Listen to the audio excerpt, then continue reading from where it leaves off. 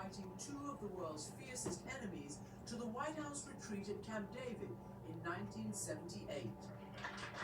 Jimmy Carter had been derided for his administration's foreign policy failures, partly because he's considered to have lost a US-friendly Iran to the Ayatollahs. But the Camp David Accords were his geopolitical triumph. He managed to strike a deal between Israel's Menachem Begin and Egypt's Anwar Sadat. But this moment really got started a year earlier, when the cameras flashed and rolled to capture Sadat's journey into enemy territory. There has never, in all these years, been anything as striking and dramatic as this. Indeed, Sadat had made a massive gamble that coming in peace to Jerusalem, becoming the first Arab leader to visit Israel and speak directly to its people, would pay off.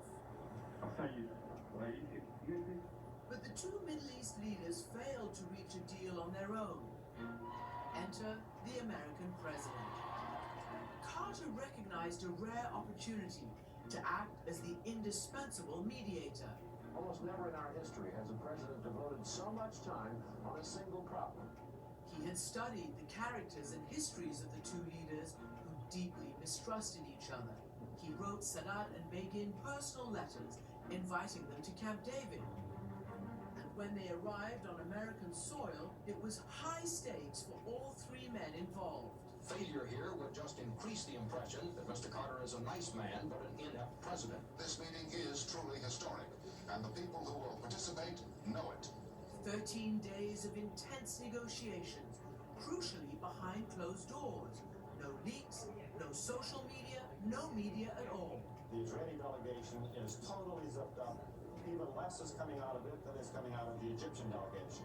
At Camp David, Carter and his team shuttled back and forth between the two men and their teams, often negotiating late into the night. Carter's national security advisor, the late Zbigniew Brzezinski, described what looked like mission impossible.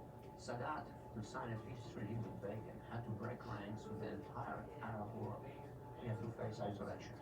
Begin, to agree with Sadat, had to give up territory for the first time, and to give up settlements. When direct talks between Sadat and Begin became too heated, Carter kept them apart and quashed any attempt to call off the negotiations. After 2 weeks of complications, drama, and false starts, the men finally returned to Washington to deliver the good news. They had reached a deal. Just look at 2 weeks ago what the situation was. Peace process all but dead. An achievement none thought possible. It appears that the president won, and he won big. Decades after Camp David, I sat down with President Carter and asked him how in the world he had done it. There you were, you brought peace with Menachem Begin and Anwar Sadat. It all seems so much easier then, was it? Or is that just what we think now, all these years later? I think it was much more difficult because I was negotiating between two men whose nations had been in war 4 times in just 25 years. The magnitude of that accomplishment lives on in the image of that three-way handshake. The Israeli Prime Minister Menachem Begin summed it up like this. The Camp David Conference should be renamed. It was the Jimmy Carter Conference. The final result? Israel would return the Sinai Peninsula to Egypt, a piece of land the two had fought wars over. Egypt would finally recognize Israel's right to exist and give Israel access to the crucial Suez Canal shipping lanes.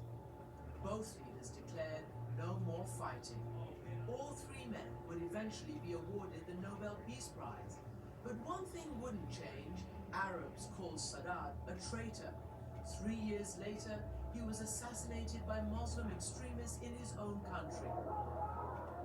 Still, many years later, President Carter told me that he was proud of this first peace deal between Arabs and Israelis. The peace treaty that was negotiated between Israel and Egypt, under extremely difficult circumstances, was beneficial to both sides, and not a single word of the treaty has been violated.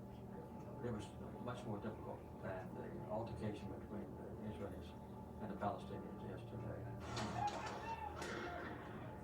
And that conflict, the one between Palestinians and Israelis, still rages on to this day. But it doesn't alter the fact that there was a shining moment when Jimmy Carter engaged the full and indispensable role of the United States and changed one corner of the Middle East forever.